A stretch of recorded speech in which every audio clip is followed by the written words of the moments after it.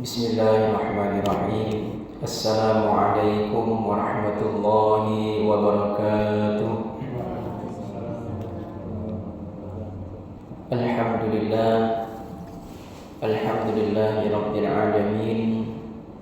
Alhamdulillahilladzi hamdan katsiran thayyiban mubarakan fihi kama yuhibbu rabbuna wa yarda. Nashhadu an la ilaha illallah الملك الحق المبين ونشهد أن محمدا عبده ورسوله صادق الوعد الأمين ومبعوث رحمة للعالمين اللهم صل وسلم على نبينا ومولانا محمد وعلى آله وصحبه وذريته وأمته إلى يوم الدين أما بعد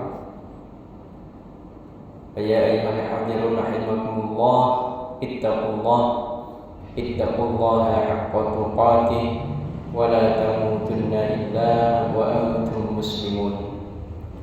Bapak, Ibu, jemaah salat Asar Masjid As-Shadiqin yang dimuliakan Allah Subhanahu wa taala yang saya hormati. Pertama dan paling utama, marilah kita senantiasa bersyukur kepada Allah Subhanahu wa taala sampai hari ini kita masih diberikan kemudahan-kemudahan untuk terus berada dalam ketaatan kepada Allah. Mudah-mudahan kita selalu diizinkan oleh Allah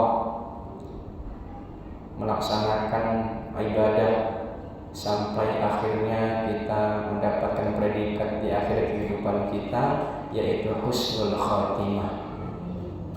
Dan tak lupa kita juga memperbanyak sholawat serta salam kepada Nabiullah Muhammad sallallahu alaihi wasallam. Mudah-mudahan kita semua ini diakui sebagai umatnya dan di akhirat nanti mendapatkan syafaat dari beliau sallallahu alaihi wasallam atas izin Allah. Hadirin rahimakumullah. Alhamdulillah kita sudah sama-sama memperingati tahun baru Islam. Kita sudah masuk di awal tahun bulan Muharram ini, di awal tahun Hijriah ini, yang mana kita sudah sama-sama melihat dan memahami beberapa nasihat daripada pergantian waktu. Yang mana yang paling utama yang harus kita ingat yaitu adalah kita berhijrah dari yang baik menjadi lebih baik, yang mungkin belum baik menjadi yang baik. Karena kita ini sebagai manusia sudah diketahui tidak akan mungkin yang namanya luput dari kesalahan. Siapapun kita pasti punya salah. Kullu bani Adam khata' wa khairul khata'ina tawwabun. Setiap anak cucu Adam itu pasti memiliki kesalahan. Dan orang-orang yang memiliki kesalahan, sebaik-baik mereka yang punya kesalahan yaitu yang bertaubat kepada Allah. Maka untuk mengawali kajian kita ini, kita akan sama-sama hari ini bersama-sama untuk mempelajari bagaimana caranya agar kita menjadi hamba-hamba Allah yang bertaubat kepada Allah. Yang paling pertama kita harus sadari bahwa kita ini, siapapun kita ini punya salah. Maka ada kaidah dalam agama kita, ketika kita berbuat salah, maka ingatlah kesalahan kita. Ketika kita berbuat kebaikan, maka lupakanlah kebaikan kita. Apa maknanya? Maknanya agar kita selalu menjadi orang yang tawadhu, orang yang rendah hati, orang yang selalu berusaha menghapus kesalahan. Sedangkan kebaikan kenapa kita lupakan? Karena sekecil apapun kebaikan itu sudah pasti menjadi catatan di sisi Allah Subhanahu wa taala. Kalau kebaikan, kenapa kita tidak perlu ingat? Karena kebaikan itu akan membawa kita kepada surganya Allah, kepada keselamatan.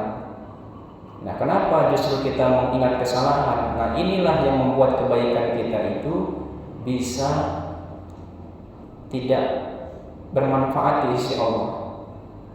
Karena banyak sekali ya riwayat-riwayat dalam sabda Rasul itu, banyak orang yang berjihad, orang yang dia melakukan amal kebaikan, menuntut ilmu, mempelajari Al-Quran, bahkan mengajarkan Quran. Itu kebaikan semua. Tetapi kebaikan-kebaikan itu bisa sirna di hadapan Allah karena kesalahan. Maka kebaikan tidak perlu kita ingat, tapi justru kesalahan. Nah, kita berusaha agar kesalahan kita itu terhapus, kebaikan kita tidak sia-sia di hadapan Allah. Nah, ini kenapa kita harus mengingat kesalahan kita. Kita terus ingat. Jangan sampai kita lupa dengan kesalahan kita. Kita ingat terus, apa kesalahan saya? Atau mungkin sampai saat ini ada dosa yang belum bisa kita tinggalkan. Pasti kita sebagai manusia ini kan merasa ada dosa yang belum bisa kita selesaikan sampai saat ini. Apa kira-kira dosa itu? Entah itu dari lisan kita, entah dari mata kita, entah dari hati kita. Itu pasti. Manusia itu pasti memiliki dosa yang sampai saat ini belum bisa dia hilangkan dari kehidupannya. Siapapun itu. Ya, maka kita terus ingat dan kita bertaubat kepada Allah. Nah, bagaimana agar kita bertaubat dengan kebaikan, dengan taubat yang diterima oleh Allah? Ya, sebelum itu ini karena pengajian dari ibu-ibu ya. Jadi ini mumpung kita sama-sama belajar. Mungkin ibu-ibu pernah mendengar sebuah ceramah atau yang disampaikan oleh ustadz-ustadz favorit daripada Bapak Ibu. Kenapa nanti di neraka itu banyak wanita? Pernah dengar ya? Pernah dengar ya? Kenapa di neraka itu justru banyak wanita? Dan ini yang menyampaikannya adalah Rasulullah SAW. Jadi Rasulullah SAW itu pernah ya melaksanakan sholat gerhana. Ya, sholat gerhana Nabi SAW itu di dalam khutbah gerhananya itu ya menyampaikan, dan aku melihat neraka, aku belum pernah sama sekali melihat pemandangan seperti hari ini, dan aku lihat ternyata mayoritas penghuninya adalah para wanita.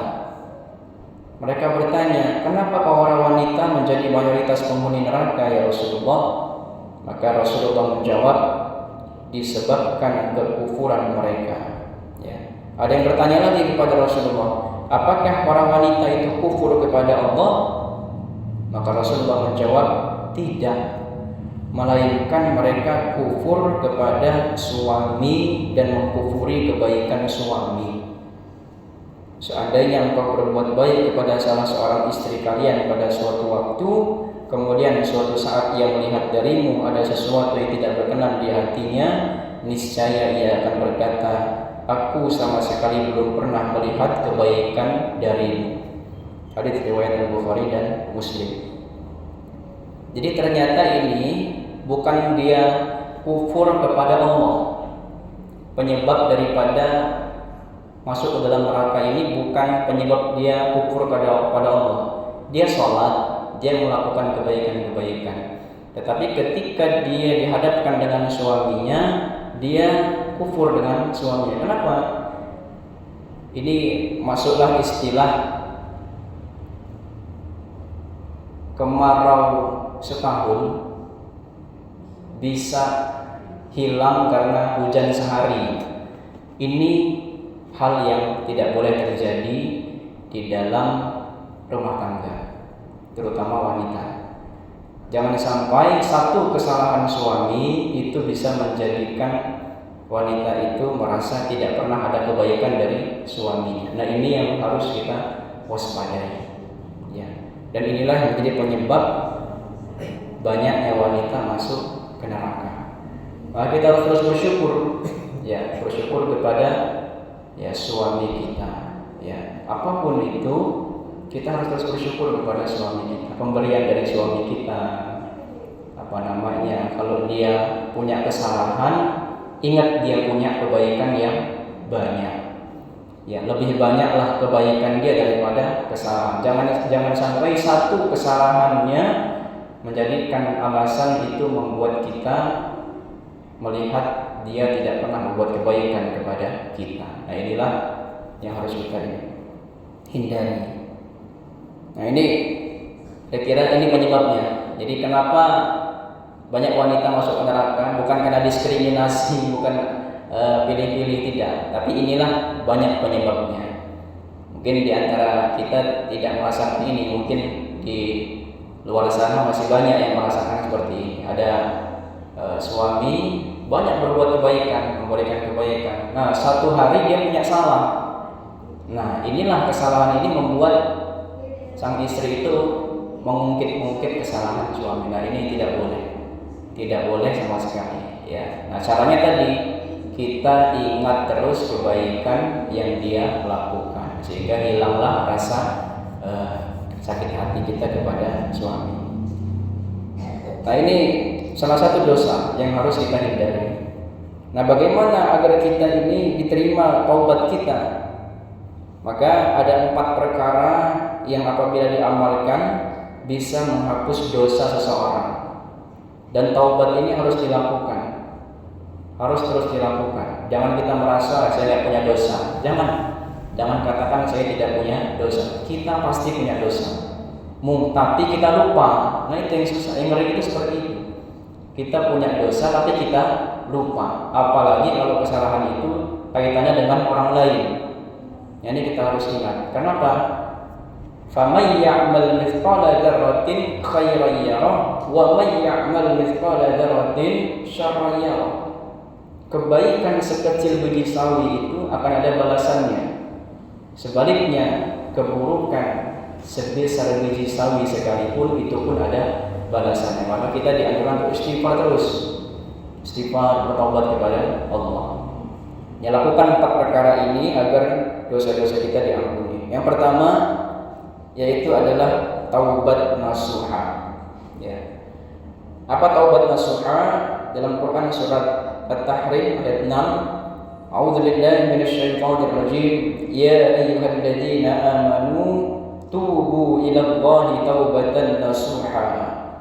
Asa rabbukum an yukaffira 'ankum sayyi'atikum. Wahai orang-orang beriman, bertaubatlah kepada Allah dengan taubatan nasuha.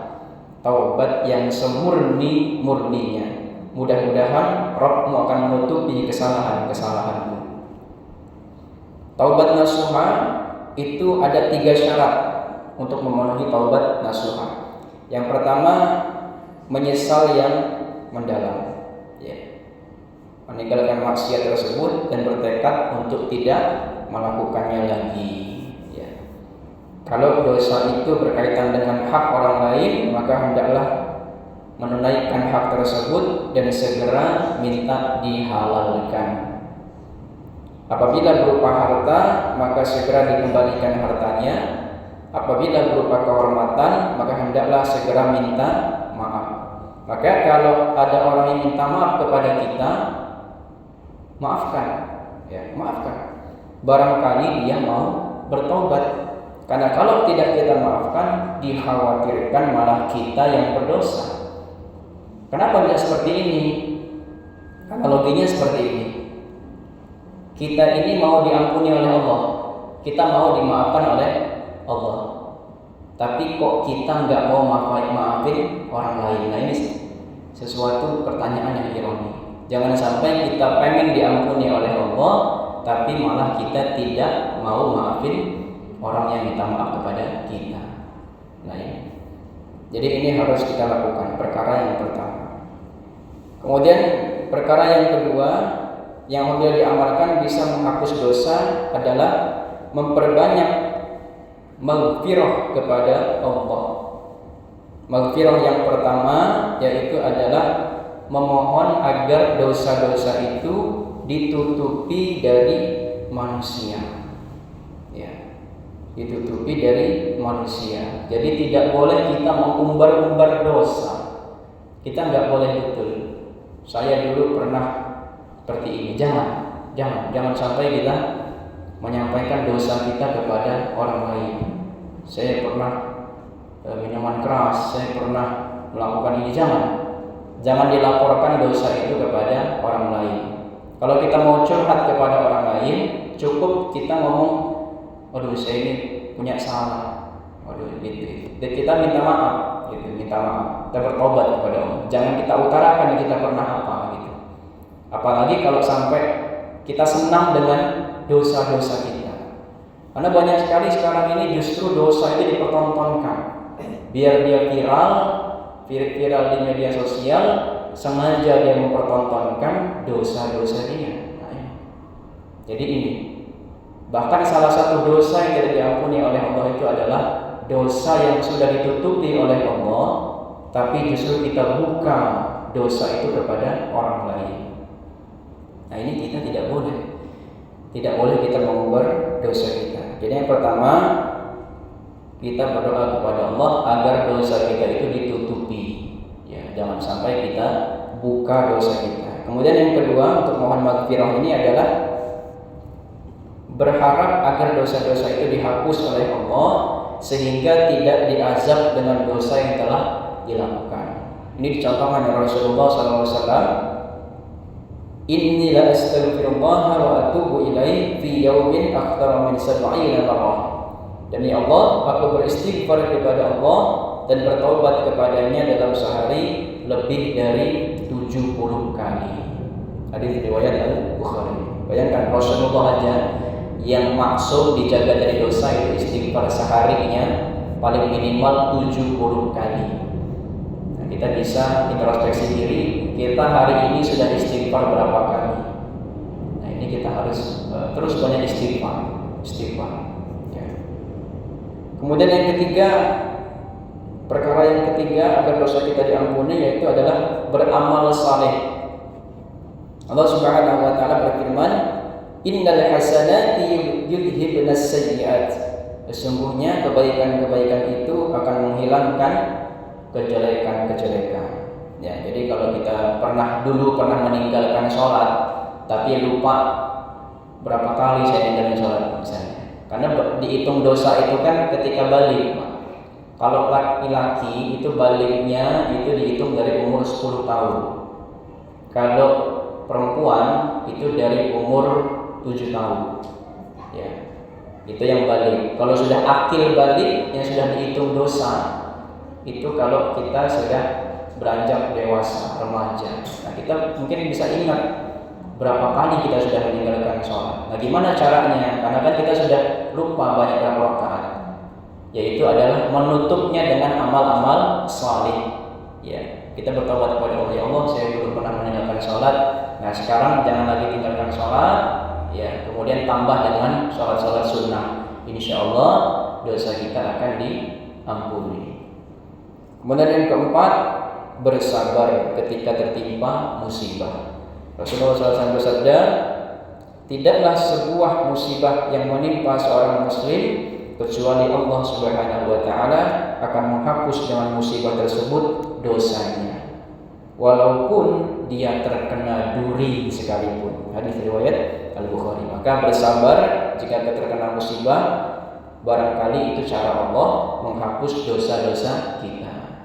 Jadi kalau kita misalnya di jalan nggak sengaja kaki kita nembur batu, keinjek duri, keinjek beling, kita ingat-ingat, jangan-jangan kaki saya pernah nendang kucing, kan gitu.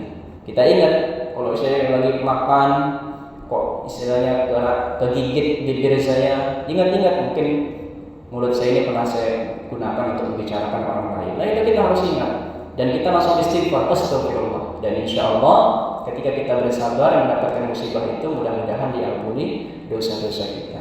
Jadi hadirin rahimakumullah, oleh karena itu janganlah seorang muslim maupun muslimah berputus asa bagaimanapun banyaknya kesalahan yang kita pernah lakukan, karena kita pasti tidak luput dari kesalahan. Perbaikilah amal di sisi umur kita ini. Semoga Allah Subhanahu wa taala yang Maha Ghafur, Maha Rahim mengampuni dan menutupi dosa-dosa kita yang telah lalu. Amin ya rabbal alamin. Demikian, dan bermanfaat dari sisi pribadi dan kita semua. Mari kita dengan doa kafaratul majelis. Subhanallahumma wa bihamdika asyhadu an la ilaha illa anta astaghfiruka wa atubu ilaik. Wallahu ta'ala a'lam bissawab wa nahnu ta'lam. Wassalamualaikum warahmatullahi wabarakatuh.